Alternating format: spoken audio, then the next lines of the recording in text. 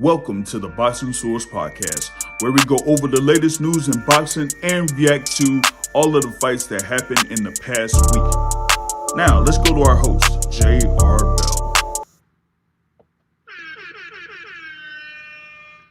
Mic check 1, 2, 3, 4, 5, 6, 7, 8, 9. What's going on, everybody? We are here live with the latest edition, the September 21st edition of the Boxing Source Podcast. Big thanks for everyone that's going to be able to listen live here and also on the replay, regardless if it's through YouTube, Rumble, Facebook, or through audio form when it comes to Spotify and other podcast apps you may use here to listen to this in the audio version. We have a number of things here that we're going to be talking about in this particular edition of the Boxing Source Podcast. Hopefully, you'll be able to chime in through, what's going on as far as like chat and whatnot.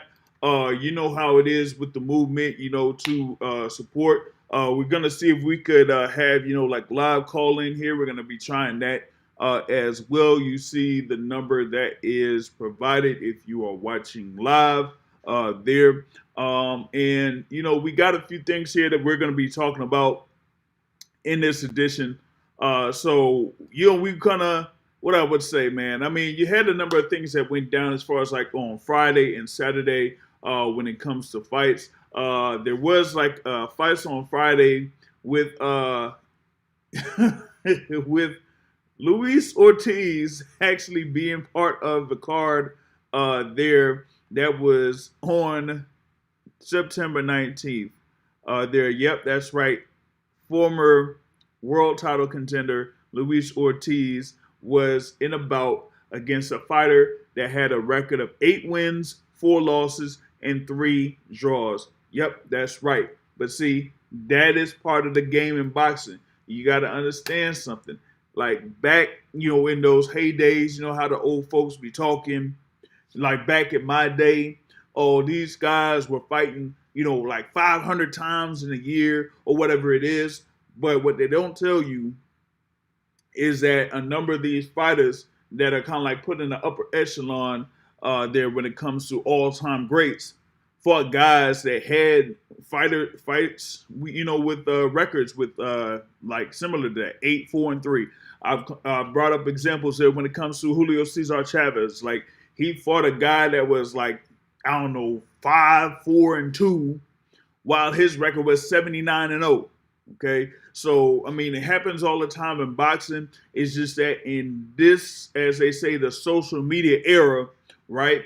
What happens is that everything gets magnified, everything gets, put on the microscope when it comes to either high-profile fighters or more well-known fighters. And when they do fight guys that might be, not have an impressive record, and it could be a stay busy fight, then fans of the sport or whatever it is, or fans of fighters will criticize it.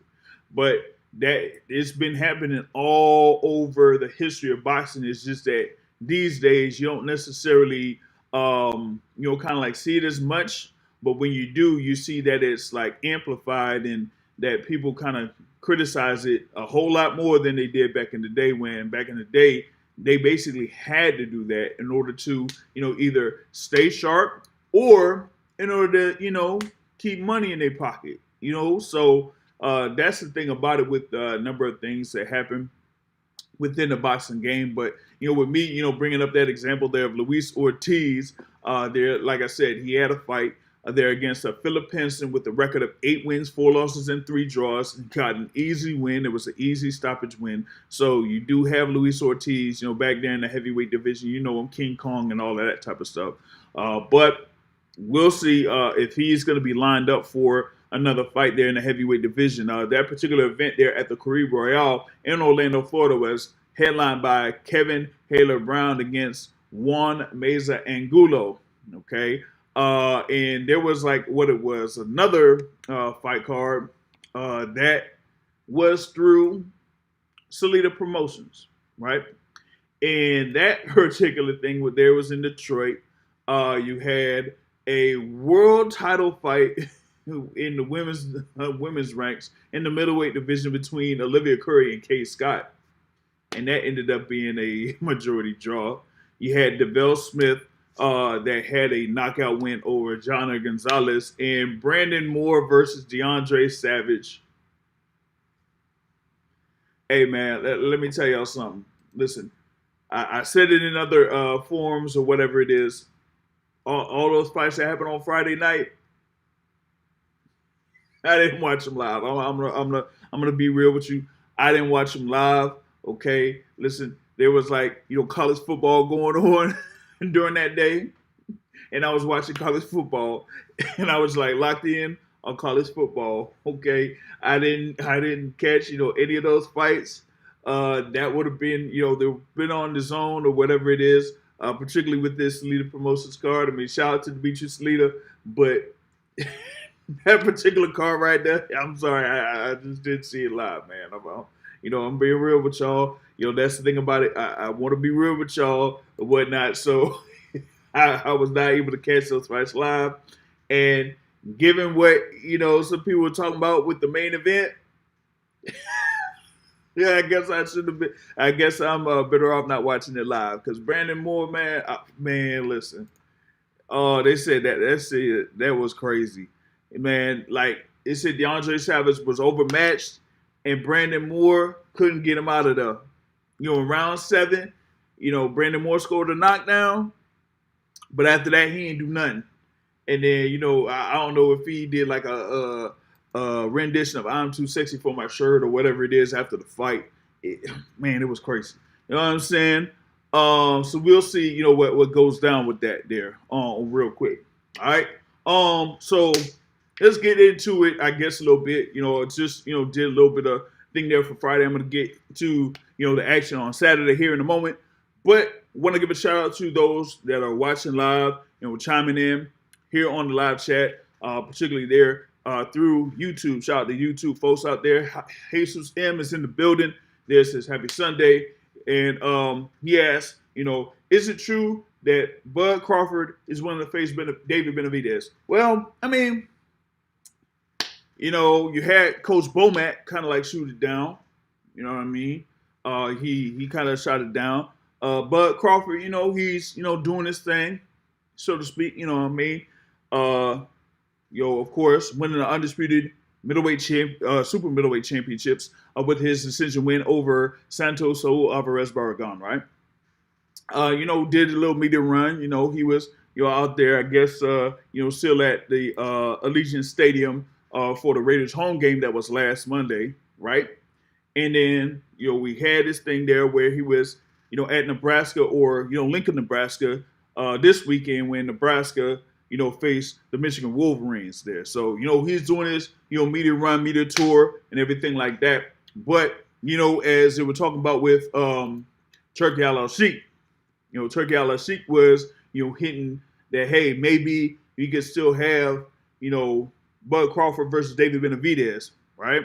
And the thing about it is like, it was already, proposed in a sense, before, right?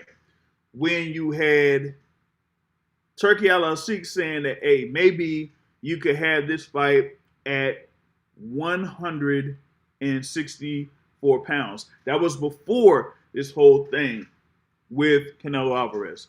Now we are looking at this thing here with Turkey Al-Sheikh talking about, hey, maybe you could still, try to, revisit it, see if it's possible or whatnot. And I'm like, come on. You got, of course, with David Benavidez having this upcoming fight there, against Anthony Yard, November 22nd in, Riyadh, right? But I don't see, I don't see it, man. I just don't see it. David Benavidez, he, had been there within 168 pounds for some time. Thought he'd be able to secure a fight with Canelo Alvarez. Wasn't able to do it. I think it stems back from like 2023 when you had Canelo have the basically choose to fight Jermell Charlo in September of 2023, basically, instead of facing David Benavidez. So once that happened, that kind of like took everything out of the picture as far as like those two guys stepping in the ring against each other, right? So that kind of like makes it to be where, okay, where does Benavidez kind of like fit himself in as far as like the overall landscape? And well, not now the 168, but 175. And you see what's happening now at 175. He had his win there over David Morrell Jr. on February 1st in Las Vegas there. And now he had been called the WBC light heavyweight champion as Dmitry Bivol, relinquished that belt for, not facing him as when, Benavidez was named a mandatory challenger, right? So now you see that Benavidez is having this upcoming bout here for that first defense of that WBC belt against Anthony Yarde, right? And so it's like, okay, after he has that fight November 22nd, as it was mentioned by David Benavidez, he has like a few fights that'll be under Riyadh season. And with that being said, that, could open up the possibility of a fight between David Benavidez and Terence Crawford. But would it be at 175 pounds? Who knows? I still think it's like far-fetched that the fight could happen, right? But hey, I guess a couple of years ago, no one really thought that, Terence Crawford would face, Canelo Alvarez. But so that should tell you there, man. Shout out to Mar in the building. He says, Luke, the Cleveland Browns stole that win. Hey, man, I couldn't believe it. But I thought about it, after, the game happened. I'm like, the Browns kind of like do this sometimes, man.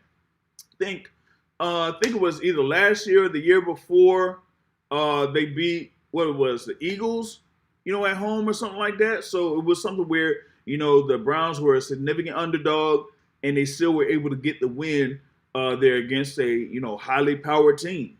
And here, going into the game, it was like, oh, look at the Green Bay Packers. They beat up the Detroit Lions. They beat up the Washington Commanders. They looking like the number one or the best team in the NFL. And they going in here against the Browns. And, hey, sometimes it happens, man. The Browns, they still got that defense. So it is what it is. And as, what's the hunch on what Crawford does next? And I think Riyadh season PBC partnership is something we can expect going forward, or is this a one-off for Stevenson Lopez? Well, if you kind of checked out Brunch Boxing, kind of like hinted at something that might be afoot when it comes to Premier Boxing Champions. We'll see, how things, go over these next, few months or so, right?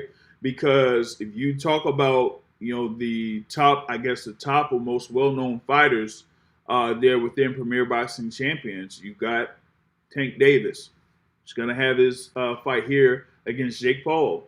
You got David Benavidez, who I just mentioned has that deal of sorts there with Riyadh season. And you have like a number of other fighters that could be, kind of like available to fight outside of, the whole thing with Premier Boxing Champions, or as I say, Heyman Boxing, because, PBC Premier Boxing Champions is like a TV show or sorts, like, TV presentation or whatever it is, right? It's not like an actual promotional banner or promotional company, right? But if you talk about, Al Heyman and him being an advisor of sorts, when you got these multitude of promoters that kind of like work under that, whether it's, Tom Brown, who has been like kind of like in the conversation in boxing here recently about who he's kind of seeing if he's been working with or being involved with certain people within boxing. You got, as I was mentioning there with Samson Lukowitz, right? You got Louis the Cubist or Junior or Senior or Warriors Boxing.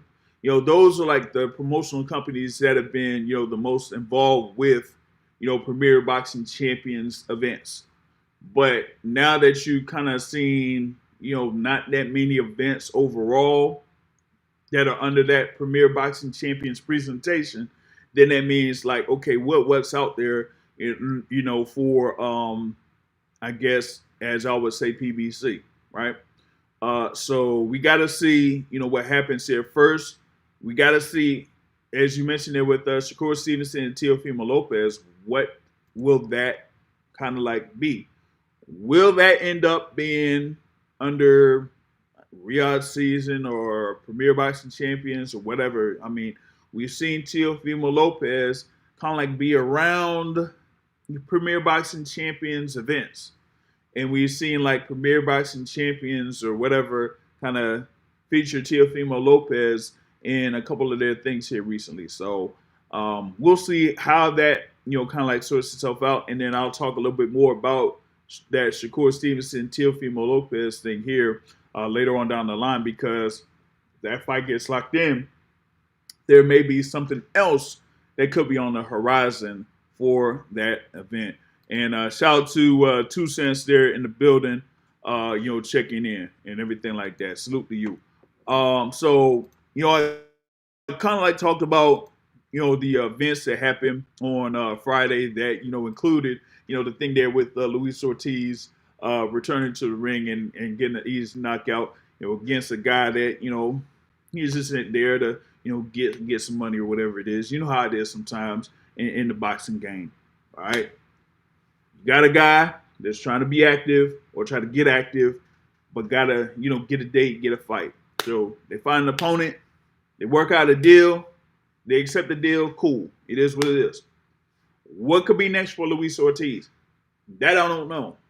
Okay. He's not, someone that, really has a promoter of sorts or anything like that. So it's like, okay, who are you going to put him in against? Of course, he's, one of those Cuban heavyweights and that type of stuff. So that kind of like makes things very difficult there for Luis Ortiz. You're not going to get him in there against like a top level heavyweight of sorts. Not if it, doesn't really make sense. Okay. You're not going to, see him in there against, like, say, for example, I get Cabello, who's the WBC interim champion, right? You're not going to see him against, I would throw like a Joseph Parker out there, but he, has a fight locked in. You know what I mean? So if you talk about those top rated fighters or whatever it is, you're not going to see him, Luis Ortiz against those guys. Maybe against a Jarrell Miller. That could be a possibility. I don't know. You had like, Michael Hunter. That could have had a fight against Jarrell Miller, but that, fell apart. So maybe that could be something there for Luis Ortiz. But outside of that, you really don't see that much of a interest overall for Luis Ortiz to get back in the mix or get back in the ring there, really soon after having his win here over in Orlando, Florida this past Friday. You know what I mean? So there's that. Let's see here, man. Yeah, this we got so we gonna go off the grid here real quick though. Real quick, cause salute to Mar here in the building. Yeah, it was it was Baltimore. Yeah, I was trying to figure out who the Browns beat there, that what it was. But he asked, who's your favorite to win the national championship? You got Penn State, Oregon next weekend, and I think Clemson keeps Dabo Swinney. All right. Oh, favorite to win the national championship this year, man. I don't know. We'll see, man. We'll see, man. We'll see. Yeah. NCAA football, man. Just real quick. All right.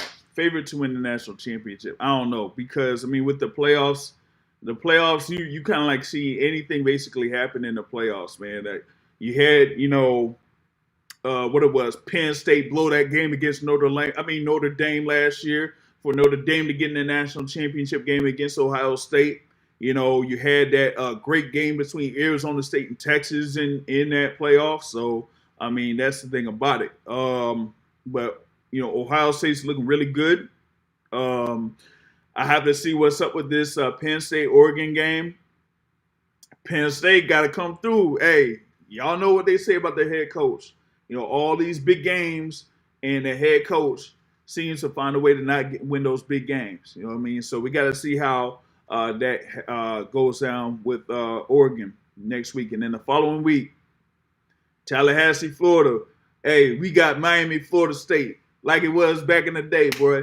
That's the game I'm waiting for, Miami, Florida State. So y'all look out for all that real quick, and then Clemson keeping Dabo Swinney there. They'll probably work out a deal with him. You know what I mean? Yeah, he's lost the room. Yeah, so we'll see how it goes with Dabo Swinney and Clemson, because it's not just the whole thing with the quarterback that they got. I don't see what's up with the defense. The defense ain't looking good at all. Then when it comes to all that, so yeah, so that's the thing there, real quick on the on the college football tip. Now, I wanted to get into the the action from yesterday, right? You had a couple of fights that were, or fight cards that were on the zone at the same time. Actually had something that was like on Facebook and on YouTube there with one of the zone events there that was over in Houston. Right, but you also had the Golden Boy card that was in Indio, California, that was headlined by the unified champion there, Oscar Collazo versus Jason Vason, right? And that was a pretty interesting fight. It was an interesting fight, pretty good action from both guys. Collazo, was looking pretty good. Did get caught a few times though. But he was looking good there. Jason Vason was competitive, had a knockdown scored against him in the first round, but he was catching Collazo, coming while he was on the ropes, or had his back foot. So you were seeing Jason Vason like catching him with the counter shots. But then they're in the seventh round, in the middle of the seventh round or whatever it is. It looked like Jason Vason was, pretty competitive. He was throwing shots back, even though Collazo was, moving forward, or, had a forward stance and scoring some good punches on Jason Vason. But then you had Jason Vason, threw a couple of shots, and he looked like, okay, they're alive. And then all of a sudden, Thomas Taylor seeing something happening over the corner of Jason Vason, and he waves off the bout. They're in the seventh round, man. And it was an absolutely crazy scene there. Yes, Oscar Collazo, wins and retains those titles. He is also the lineal champion there in the minimum weight division, man. And listen, you could have two Oscar Collazos, right? And half of a Jason Vason, they still wouldn't be bigger than me. No, I'm just playing. Probably two of them, though. Two of them. You know what I'm saying? But, you got Oscar Collazo there, as still the champion. But the thing with Jason Vason, man, like, I don't know if it was like 1, 2, or like 5 different people there, who, within the corner there of Jason Vason, man. But, the question out there that I was seeing is like, did Jason Vason's corner have some money on the stoppage loss or the over-under on the rounds or something? Because that whole situation was crazy. It's something when you have the referee step in and stop a fight when it looks like, the opponent that the referee stops it, like it's still like competitive in a sense, right? But it wasn't a referee there that did it. It was, like a chief second, or like somebody off, over in the corner, off on the side that, like, I don't know, threw in the towel or something or whatever it is. And then when everything was over, it was like you seen like, what was it? Like LeBron James said years ago, not 1, not 2, not 3, not 4, not 5, not 6. Man, I probably saw like about 7 people within the corner of Jason Vason, like step in the ring or something. And it was like, I don't know if it was absolute chaos. Like, it wasn't like they were like arguing with each other or something. It was just like, okay, we got through this bout. It's over. He didn't win, but we got through this thing. or something, because it just looked like they had something going on within that corner. Now, we've seen instances, right? We've seen instances where you had some controversy with like trainers or promoters or managers that might have a little bit of change put down on a certain result that happened in the fight. Okay. And the way that this was handled, it looked like one of those people had something on the under or something, because goodness gracious, that just was mad weird to see. You know what I mean? That was like unbelievably weird to see. You feel me? So, and it says like it looked like Vason was going to stop Collazo for a second. I mean, hey, he was able to land some good power punches on Luis Collazo. Now, it wasn't to a point where it was like they had, serious trouble or whatever it is, but still to the point where, hey, you have something going on, something going down in that corner of Jason Vason. That was insane. That was absolutely insane, man. But you got Jason Vason there that falls short, and he is now what, 14 wins, 2 losses, and 1 draw there, and that could have been his opportunity to win a world title, and just fell short on that. For Oscar Collazo, he's now 13-0 with his 10th win by way of knockout.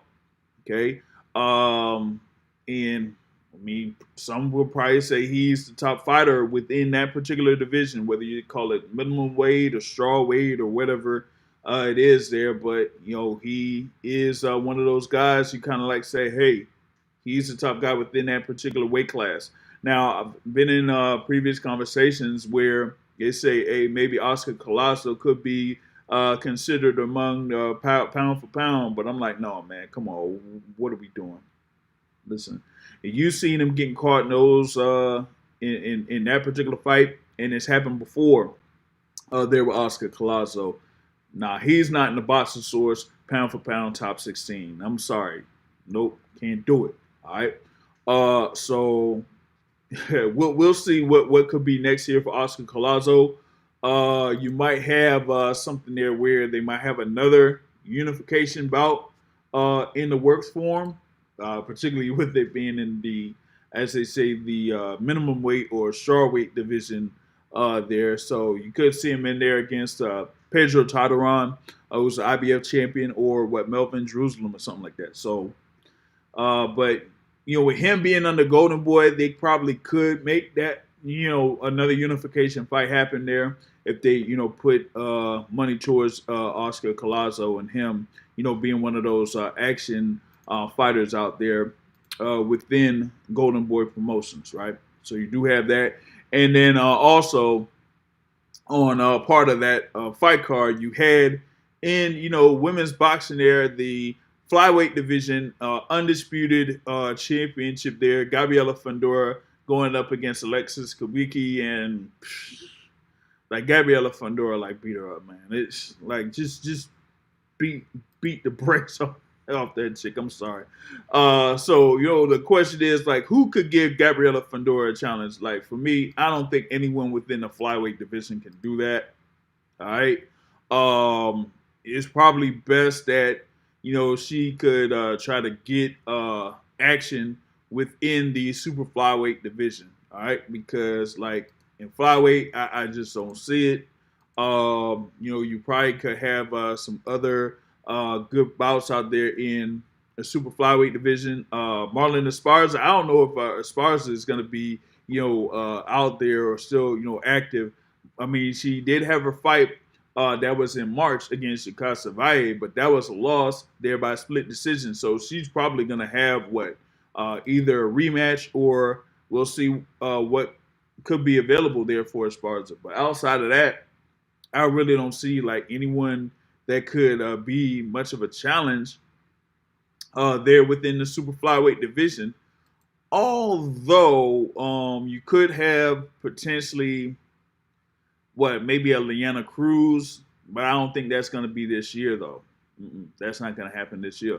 within that super flyweight division. So I think for Gabriela Fundora, she's gonna probably have another 1 or 2 defenses of that undisputed title there in flyweight before she moves up to super flyweight, right? So you did have that. As far as like what happened, I would say within that co-feature and main event, they're over in Indio, California. They're as part of that Golden Boy card. You also did have overtime boxing. Yep, that's right, overtime boxing (OTX). That was over in Houston yesterday, right? And there you had, the thing with Tiara Brown having her first defense of the WBC Featherweight Championship that she won from Sky Nicholson earlier this year. That was over in Australia. So she had her first defense against Emma Gongora. We had talked with Tiara Brown when she was in camp, over in the DC area preparing for this particular bout. And here in the bout against Emma Gongora was like a near shutout win. It pretty much like, Gongora had like the first round off of activity. But then outside of that, she was getting, touched up by Tiara Brown. Tiara Brown was like very, very, I would say, accurate when it came to the body shots. And the uppercut, the right uppercut particularly, was scoring very well against Emma Gongora in their bout. And for Tiara Brown, having a first defense, getting that win there now, she is at 20-0, and we got to see, what could be out there for Tiara Brown in the, the featherweight division. Now, it's not, a rematch, what I'm saying, with Scott Nicholson. When they had initially proposed it, they were talking about, the money wasn't right for all of that, So with that being said, I don't know if it's going to be revisited until maybe, I guess, Scott Nicholson, has something out there that she could probably go for another title, maybe. But other than that, we'll see, what could be out there, You have like a Caroline Vera, who is a top-rated contender there within the featherweight division.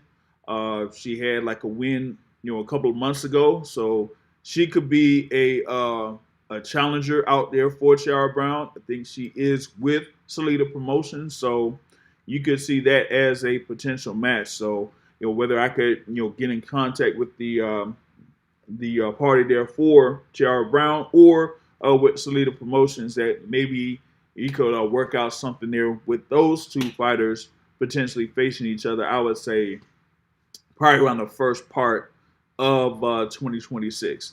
All right, so you do have that, man. Big ups to Thomas Hill here, checking in on the live chat. You know what I'm saying? You do have something there. I don't know if we have the live call in too, but that's what we got going on. I got the number there that's available. If you want to talk about some of the topics here that we got here for this particular edition of the Boxing Source podcast here. So we had like a few other topics out there that we wanted to go through as well. You know what I'm saying? So I want to see here if I wanted to get through this thing here first. All right. So tomorrow should be the start of the press tour here for the upcoming bout that will take place between Jake Paul and Tank Davis. Right. Now, initially when they announced it, it was going to be at State Farm Arena in Atlanta, Georgia, right? But now they have moved it. It's going to be over in Miami, right? So we got the thing there with Jake Paul versus Tank Davis there. That's going to be moved over to Miami, Florida, Kaseya Center in Miami, Florida. What does this mean? Well, I mean, I don't know. I would have to kind of see what happens here with this press tour. Tomorrow, they're going to be in New York City, right? What is it? So, they're over in New York City. The press conference there is supposed to be open to the public, right? So I want to see like how this whole thing is going to work out. As far as like the crowd and everything like that. I mean, you see here when it comes to the promotional thing there, they see MVP GTD Promotions through Netflix. They're at the Kaseya Center in Miami, Florida. That's where they have the Miami Heat playing and all that type of stuff, right? So, with that being said, I want to see what the overall interest of this particular fight is going to be. This is pretty much like a year after you had Jake Paul facing Mike Tyson. Okay. And the thing about it was, it's like, oh, you still have the whole thing with the Jake Paul talking about, oh, Jake Paul like this, he's not, doing this for real and all that type of stuff when he actually has a pro record. Okay. He's faced multiple fighters that are registered boxers, just like he is. But with this one, this is particularly, the whole thing as far as like, I would kind of pose this as who is the face of boxing or whatever it is. Yeah, you had the whole thing with Canelo Alvarez last weekend there with Terence Crawford. That was on Netflix, and you had the numbers there initially for viewership, 41 million or so for that. But now you're going to see what we get here for this particular event. Okay. Yes, it's an exhibition because of what it is. And, outside of that, you have two guys that are like been the most popular people within the sport of boxing over the past few years. Whether it comes with Tank Davis and, the amount of people that went to see his fights, with Jake Paul, as far as like, overall viewership, whether it's, ticket sales or, viewers that's been watching on Netflix or, anything outside of that, maybe on the zone. You had the thing there with Jake Paul in his last fight against Little Chavez, as I call him, Julio Cesar Chavez Jr., which, to this day, that whole situation was crazy. Like, Julio Cesar Chavez Jr. was able to have that fight in the first place. But now you have this here with Tank Davis, and I'm like I said, I'm slated to try to get over to the press conference, so to speak, in New York, and then they're gonna have another one in Miami. I think from a location standpoint, it probably works out better for those fighters. As some of y'all know, they're in the game. Tank Davis pretty much has his camps in Miami, not over in his home area of Baltimore though. So we'll see how that particularly goes. Let's see. Timothy Taylor asked a question: does Tank versus Paul have to be scripted with no winner for it to be qualified as an exhibition? Good question. Good question. I mean, you had what it was. Man, it's been 5 years, pretty much around when this fight takes place, right? It'll be around 5 years since you had the exhibition fight between Mike Tyson and Roy Jones Jr. And that was basically on like pay-per-view or whatever it was, and that had about over 1 million people watching that, and I guess that kind of set the stage for Jake Paul. Of course, he had his moment there against Nate Robinson on that card, right? And then it just built up from that particular point. Then you had what happened last year over at AT&T Stadium with Jake Paul and Mike Tyson, right? And over 60 million people watched that or whatever it was. So now we have to see what happens here in this one. Now, y'all kind of know that, I'm going to be out there. Am I going to be asking questions? I don't know. I'm going to see if I can go live. Depends on what the timing there and when I get there. If I get there, like when they open the doors around like 5 o'clock or whatever it is, and I get to a certain spot or whatever, then yeah, I'll see about going live and everything like that, and then see what happens from that point, right? They did say that, at least for this one here for New York, it's likely going to be just them. Let me see here. I'm gonna go to it real quick because it said like September 22nd in New York City for the first one, and then the next one on September 23rd in Miami. So in the Miami one, it will feature Jake Paul, Tank Davis, and additional fighters on the card to be announced. As of right now, I haven't seen any announcements on it, but we're gonna see how that goes. So this first one here on September 22nd, it will be hosted by Brian Custer. So at least they'll probably just have those two.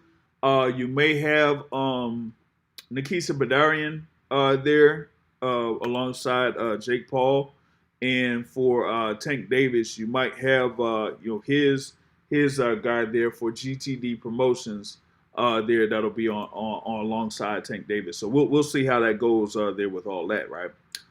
Shout out to Jay Watson, the builder, man. Salute to you being here on this live conversation here on the Boxing Source podcast there. But like I said, with this press tour, it was supposed to be this past week, and then they pushed it to this week because they moved the fight from Atlanta to Miami. So we're going to see here when it comes to how this looks here. They said, pre-sale is supposed to be going down here on JakeVersusTank.com. Tickets go on sale on Wednesday for the general public. But pre-sale will be on September 23rd. Okay, so we'll see how that goes. All I know is, man, this initial press conference, man, if this thing goes like completely left, I don't know. Now, as far as like the fights that could be on the card, I don't know. I'm looking at the promotional materials and marketing things for this. It's looking more, like a most valuable promotions type of event. Okay, it's not necessarily like, as I was mentioning earlier, like a whole thing with like PBC or anything like that. So you're gonna be seeing more of the MVP fighters featured on this card. Okay, you could see like I said with MVP, they have a lot of like women's boxing that they have on there. Maybe we could get a couple of fighters. Like I said, I don't know if it like Lucas Body. I don't think he's gonna be able to come back there and return quick to be involved in this card. Maybe not. I will probably look towards what you saw from the Jake Paul versus as I said, Little Chavez fight card, right? And see if they would have a couple of those fighters involved in this. Maybe have Avius Griffin back in the mix. There to see if he could come back from his loss that he had against Julian Rodriguez, or maybe something there with Raul Curiel or something like that. So if you want to kind of see who could be involved in that, maybe it would be that, but I don't know if it's going to be like Curiel. Avius Griffin could be on there, since he's an MVP signee, but outside of that, you have to see, check out the, fighters that are under most valuable promotions, and then probably see, okay, maybe this fighter could be involved in this thing here for November 14th, because the thing about it is that with events of this magnitude, you'll want to see if you could get certain fighters to be on the card so that a lot of people will be able to see them while they're in action, right? Leading into the main event there with Jake Paul and Tank Davis. But we're going to know for sure by Tuesday who's going to be involved on the card. But if you're thinking that it might be some people within, I guess, PBC, no. Maybe you could have something where fighters under GTD could be involved. But outside of that, nah, not really. So we'll see, like I said, how this first press conference goes down here within 24 hours. Like it's gonna be in under 24 hours. So we will see how that goes there for all of that, right? So that's what I had on that front. But like I said, if I'm gonna see if I go live or whatever it is, y'all check the YouTube channel, see if I'll be able to go live, and you'll see how that goes. Because with that, as I said, I mean, I was able to go live on the what was it, the press conferences for Tank Davis versus Lamont Rhodes Jr. So we'll see if we'll be able to do that here for that press conference coming up in New York City tomorrow. All right, so there's that. All right. Now, other thing here that was like part of a main topic of conversation from the past week is, you had the thing there with Chris Eubank Jr. and Conor Benn as they're having their rematch that is, slated for, later this year, right? So that's going to be on November 15th. So you got Jake versus Tank on November 14th. And then you got this rematch between Chris Eubank Jr. and Conor Benn on November 15th. There in Tottenham Hotspur Stadium, right? Now, they had the press conference this past Wednesday, right? Of course, they're going back and forth and everything like that. But there was also some plans, I guess, in place for Chris Eubank Jr. Now, I don't know like how far it's gonna, go or anything like that, but they kind of like saying that, hey, maybe if Chris Eubank Jr. gets this win, in a rematch or whatever it is, then maybe we'll see something with Chris Eubank going up against maybe a bigger challenge of sorts. You know what I mean? So the thing about it is, like, is Chris Eubank Jr. looking past Conor Benn in the rematch? And the reason why is that, they're saying here, according to what is it, ESPN, through James Riggin of ESPN, is that Chris Eubank Jr. is eyeing the fight there against Canelo Alvarez early next year if Eubank gets through his rematch with Conor Benn. Let me see here if it's able to. Yeah, it should be here on the screen here, right? Just going through it real quick here with Chris Eubank Jr. eyeing a fight with Canelo Alvarez next year should he beat Conor Benn in the rematch. The promoter Ben Shalom told ESPN. It said they have that agreement to have the rematch. But should Eubank win, he'll look for a mega fight against Canelo Alvarez or even Terence Crawford in the first part of 2026. It says that 2026 is going to be a big year for Chris Eubank. Ben Shalom has told ESPN. He's confident that he's going to win the rematch against Conor Benn, and then he wants the very best Canelo Crawford. Those are the two names he'd like to fight, and hopefully we can make that fight happen early next year. And Eubank took to social media saying that Eubank versus Crawford 2026. First off, Chris Eubank Jr., has he really challenged for a world title, whether it's in 160 or 168 pounds? Yeah, could you fight for a world title first? Actually challenge for a world title within 160 pounds before talking about facing a newly crowned or a former undisputed super middleweight champion? Can we get to that part first? I mean, just being real. Let's do that. And then after that, maybe you can, do something with either one of those fighters. Listen, I know that a couple of events that you've had have been pretty successful over there in the UK. That first bout between, Chris Eubank and Conor Benn did very well, in the box office, and this one could probably do pretty well, also, but that really doesn't like bring enough interest to have Chris Eubank Jr.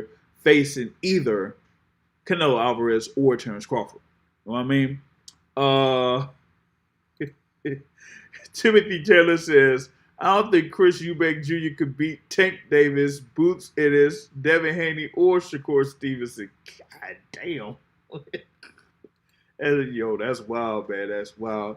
And on the pass joint there, as far as like the thing with the press conference, yeah, Brian Cusser, Timothy Taylor says Brian Cusser as a moderator for press conferences have a history of going left. Hey, what about when they had Jimmy Lennon Jr. on there for the press conference with Tank Davis versus Martin, right? Frank Martin. That yo, that hey, first of all, having Jimmy Lennon Jr. there as the moderator is crazy. But now that one, oh my God, that was even crazier, man. I don't even know about all that. You know what I'm saying? But Brian Custer, you know, we'll see how the whole thing works for tomorrow in New York City, man. And you know, I'll see how the crowd is and all that type of stuff, and how it looks, and you know, and what either one of these fighters will do or say. We'll see how it all goes. But yeah, back to the thing there with Chris Eubank Jr. Man. Like I said, like when is he for a world title or something? You know what I mean? He ain't even really challenging for like a world title or nothing like that within 160 pounds. Like he's supposed to be, a contender there at 160, right? If I go into the rankings or whatever it is, I don't even see like Chris Eubank. Like he's like at number 3 in the WBC or number 7 in the WBA or number 4 in the IBF when it comes to 160. But we haven't seen him not only in a whole thing to challenge for a world title, we haven't seen him in like a final eliminator for any of these titles. But yeah, he's talking about potentially fighting Canelo Alvarez or, Terence Crawford. Listen, nah, man, nah. I'd rather see Hamza Shiraz, facing Canelo Alvarez or Terence Crawford, man. Like either one of those guys, But Chris Eubank, nah, we shouldn't really be talking about all that. You know what I mean? So after this upcoming bout between Chris Eubank Jr. and Conor Benn, like I mentioned, it's gonna be there on that Saturday after Jake versus Tank. Then yeah, why don't he just go after one of those guys out there at 160 pounds? Now speaking of that, something else that I kind of came across something there, man. I kind of came across something that was fairly interesting there, and that was from the unified champion at middleweight, Janibek Alimhamdulillah, says that maybe, just maybe, he could have a fight coming up that people have been waiting for. Okay, so will we finally see another unification bout in the middleweight division? Well, I mean, you have these posts here from Janibek, unified champion, saying that, hey, dear boxing fans, very soon you'll hear the news you've all been waiting for, and it's going to be the long-anticipated showdown in the middleweight division. Oh, okay. I mean, we've had a few things here and there where you could have had Janibek in a fight against a certain guy that is holding another world title. Okay. Could it be Carlos Adames? Who knows? But, we're said here, even from yesterday, Janibek says, I believe the ring belt will also be on the line in my next fight. That title carries a lot of prestige right now. So, will we see Janibek versus Carlos Adames? I don't know. I don't know. I mean, they've been talking back and forth and all this type of stuff that oh they're gonna fight and this is and they're gonna do this. They're gonna get in the ring. They're gonna get it on. While Carlos Adames has a mandatory challenger in Merab Sultanov that is supposedly has the same manager of sorts as Janibek. So we would have thought like something would have been worked out. I guess it has because we haven't seen any updates in reference to that WBC mandatory. So with that being said, hey, maybe we could finally have this fight between Janibek and Carlos Adames because listen, man, the whole thing with the middleweight division is been like, crazy or whatever it is, man. So if they do have this unification, props to them. But that's the thing about all that.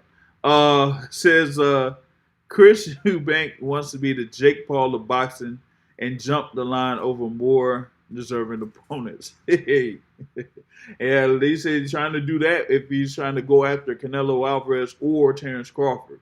All right. He says that Janibek would end Chris Eubank's career. I guess that kind of is in the thought process of a Chris Eubank or Ben Shalom because, as I mentioned before, Chris Eubank hasn't even had a title eliminator bout within the 160-pound division. That's crazy. You know what I'm saying? That's absolutely insane. You feel me? So with Chris Eubank, having an upcoming bout against Conor Benn, we'll see how that goes first, and then after that, if he goes after either Canelo or Crawford, that would be crazy work. If he gets locks down a fight with either one of those guys, right? But with also that being said, when it comes to the middleweight division, as I mentioned, with the thing there with Janibek and with Carlos Adames, if they potentially face each other, that could be included in the card that should be in the works between Shakur Stevenson and Teofimo Lopez, then that would make for something really good. I would say if this Ring Magazine involved, that could be Ring 5. We got Ring 4 that's coming up November 22nd. We had the thing previously that was in Queens, New York, there where Shakur Stevenson defeated William Zepeda, right? And you had the thing there with Hamza Shiraz knocking out Edgar Berlanga in the main event. So I guess this could be part of the next upcoming Ring Magazine Riyadh season type of event where you could have Shakur Stevenson versus Teofimo Lopez, and you could have Kazakh style there in Janibek Alhamdulillah versus Carlos Adames for the WBO, IBF, and WBC. And then they could add the Ring Magazine middleweight championships there for that particular bout. So maybe we finally get a little bit of progress there in the middleweight division. I know that there ain't no names as far as like people that could be universally recognized there in the middleweight division right now. But at least with the Adames and with Janibek, those are like the two top guys they're within the 160-pound division. And if they go up against each other, then, hey, we'll finally see someone that could be the clear-cut number one fighter there at middleweight. But also I still got to see if they're going to really lock down this fight between Shakur Stevenson and Teofimo Lopez because we've seen what's happened with Teofimo Lopez. He's already gotten out of a fight with Devin Haney. So, hey, maybe he could get out of this fight with Shakur Stevenson. But like I said, I mean, even with Teo talking about, I'm gonna get Shakur, and he said, talks with Shakur and the whole little ring. I don't know what ring show. I forgot what show it was called. But it's still Teofimo Lopez. I'll believe it when I see it. You know what I'm saying? I'll believe it when I see it when it comes to all that. All right. So that's what I had on that. That's what I had on that front, right? But that mainly covers like most of the topics here that I wanted to cover here on this particular edition of the Boxing Source podcast, right?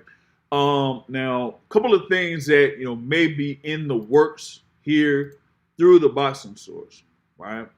One, I am working on doing either something when it comes to trading cards or whatever it is, right? It's been a project that's been in the works over the past few months. Um, and thing about it is that I'm gonna see about coming up with a set of trading cards. Yes, I know about the ones that have been released already, but given my history here, of course, covering the sport of boxing, of course, being one of the photographers, basically in a lot of these events, that want to see about designing and releasing trading cards of my own. So, with that being said, hopefully within the next few weeks, I'm going to see about getting a few cards released, right? And then, if I, kind of like have something where people will either like, contribute or something like that, whether it's through, I wouldn't necessarily say what, like a donation or, if you like sponsor the show or whatever it is, then, if you do that, then I'll see about, getting, some cards out there for y'all. You know what I'm saying? So, that's what I wanted to do. I wanted to see if I could, get some cards there, trading cards and everything like that, for people to, go out and use and things in trade and whatnot. You know what I'm saying? So, once I, get everything locked in as far as like design, print, all that type of stuff, then I'll be able to release them. You know what I mean? And then once I get that done, y'all know here on the Boxer Source, right? So do want to have that. The other thing too, maybe I'll see about doing something from the previous week, right? Because I don't know, whoever was there in attendance or out there for fight week last week, this is I guess one of those one-offs there. This might be a one and done, right? But I'm gonna also have something with I guess you had a thing with Ring Magazine or something like that. They had like a commemorative edition of their magazine for that fight that happened between Canelo Alvarez and Terence Crawford. So I might do something where I could send off that particular magazine out to someone who could either contribute towards this podcast or something through the Boxing Source or anything like that. So might have something else out there in the works for that as well. All right. So with that being said, shout out to Boxing Wiz there. Talk about that fight between Shakur Stevenson and Teofimo Lopez. Says that thinks Shakur versus Teo is an easy Shakur win. Yeah, I think it is too. I mean, I think it is too.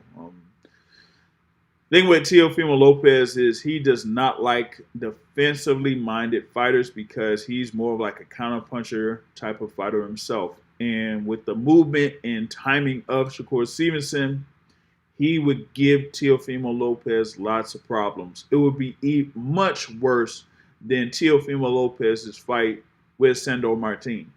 And y'all saw that fight with Sandor Martin, and some people thought Sandor Martin should have came out with the victory on that, but didn't necessarily happen. Here with Shakur Stevenson, he'll have a good amount of a lot more problems there on that front. All right. So, with that being said, I have another question here coming. Should Christian and Billy and Lester Martinez reject a rematch because the first fight was brutal and a rematch could shorten both of their careers? Very good question. Oh man, listen, that was a fight that I was, of course, looking forward to in that fight card last weekend. Okay, I knew it was going to be a great fight, and they were going at it. I'm telling you, they were going at it. And unfortunately, for some strange reason, this particular fight, being for the WBC interim championship in the super middleweight division, was scheduled for 10 rounds. it was supposed to be scheduled for 12. I don't know who put it in there for it to be for 10 rounds instead of 12. And it should have been 12. One. And two, it ended up being a draw. But three, as I said after that particular fight, Lester Martinez should have got that win. He was serving up uppercut sandwiches to Christian and Billy and like landing a good amount of power shots. I felt like he should have got the win, but he didn't get the win. Okay. One of those judges scored a whole bunch of rounds for Christian and Billy. I did not see that at all watching their live. That was crazy. Crazy work. All right. But I think, and this kind of like was brought up in another show yesterday, that an immediate rematch shouldn't necessarily happen for either one of these fighters. Okay. Whether it's going to be like, say, for example, in May. Nah. July? Nah. Don't be surprised if either one of these fighters don't come back for, another 12 months. You know what I mean? Don't be surprised because they got beat up in that fight. They really got beat up in that fight, both of them. You know what I mean? And I think, they probably could go a different direction or another direction here. Like I said, with Christian and Billy being the interim super middleweight champion, he has that option to, not go forward with the rematch. Again, it's a draw. Folks, unless if there is something specifically in the contract for two fighters to have two fights back to back or whatever it is, regardless of the result, right? Here, it was a draw. So Christian and Billy is not really obligated to have a rematch with, Lester Martinez. So that's not going to happen. But with that being said, what could be out there for either one of these fighters? They probably have to have a one-off. They probably have to have a one-off. You could have one of those guys face like an Emmanuel Alim, who's a Cheetah Promotions fighter here. So maybe Emmanuel Alim. You could have maybe one of those guys face Eric Bazinian there that's currently ranked, number 14 or something like that, or lower than that, because, the WBC had recently released their rankings. So, I mean, you could go through their ratings there real quick. They're in the super middleweight division. So you got, Lester Martinez is there at number 4, right? You got Emmanuel Alim, as I mentioned there. He's at number 13. Eric Bazinian is at number 15. So maybe those two guys are potential opponents for either, Christian and Billy or Lester Martinez in 2026. But as far as like a rematch against each other, nah, they shouldn't really go through all that. Nah. That wouldn't work. Shout out to Lance Meyer here, that's able to be on here for the live chat. Salute to you. But yeah, I pretty much covered, what I could cover here. Really not much, coming up here for this next week or so in the boxing schedule. A lot of people are looking forward to the events that's coming up for October 25th in Las Vegas, right? But you also have, in Brooklyn on October 18th, I think it will be the last fight for former world champion, multi-division world champion Danny Garcia, right? Going up against Daniel Gonzalez there at the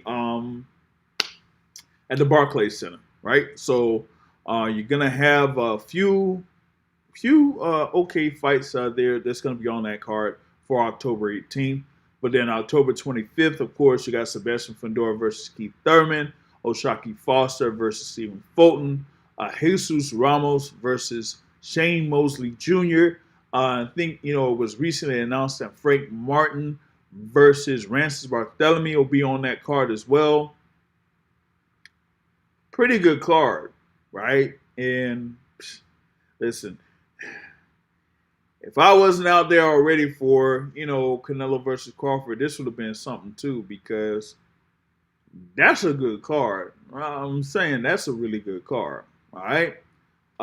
So I'll see, what's going to be going down as far as like other news in reference to that particular card. Okay. There's supposed to be a little conference call of sorts, I think, for one of those undercard fights. So we're going to see how that goes as well, right? So I'll see if I'll be able to get more information on that. But that is, kind of like everything that I could talk about here when it comes to the past weekend's action. Like I said, if you got the zone and you missed the action from last weekend, you could go back and see it outside of, I guess, the Brandon Moore fight, because he said that Brandon Moore fight was not a fight that you should go back and watch, okay? But you could go see the whole thing with that Oscar Collazo, little controversy with that stoppage. You could see Tiara Brown in action there. You can see Gabriela Fedora, getting that stoppage win. So there's a number of fights, that's out there that you could pretty much catch. I gotta see if that thing with Luis Ortiz when he fought out in Orlando, I wonder if that was also on his own. I don't know if it was. They usually do have them on his own, but I don't know if this one, particularly this fight card that was at Caribe Royale on Friday, I don't know if they had that on the zone or not. But if there's anything out there that shows those fights, I'll see if I can find it. Okay, and then if I'm able to catch it, then I'll see if I could check out Luis Ortiz there in action. Also, Kevin Haler Brown that was on that card as well. So we'll see how that goes. But with that being said, that is what I have here for this edition of the Boxing Source podcast. Once again, thanks for everyone that's been able to check this out live. Right? If you're on Facebook, on YouTube or whatever it is, hit the like button. If you haven't done so already, hit the subscribe button. When it comes to YouTube, here, we got content here on the YouTube channel. So, if you're able to, get all the updates or whatnot through YouTube, and like I said, for tomorrow, I'll see if I'll be able to go live tomorrow there for that press conference. So we'll see how that goes. I know you got, what is it supposed to be on Netflix or whatever it is. So we'll see. But, with me, I'll have, commentary, I guess, leading into the press conference or whatever it is. So we'll see how that goes out there on that front. But outside of that, we'll see about having that. And then, of course, the show on Tuesday, Real Boxing with Ronnie Shields, and the midweek report on Wednesday. So pretty full slate here for this upcoming week on the Boxing Source YouTube channel. Just, just keep up, hit the subscribe button, hit the notification bell. That way you'll know when we do have new videos up or new lives that'll be coming up on that. So with that being said, big thanks once again for listening in, and I'll catch y'all later. Peace out.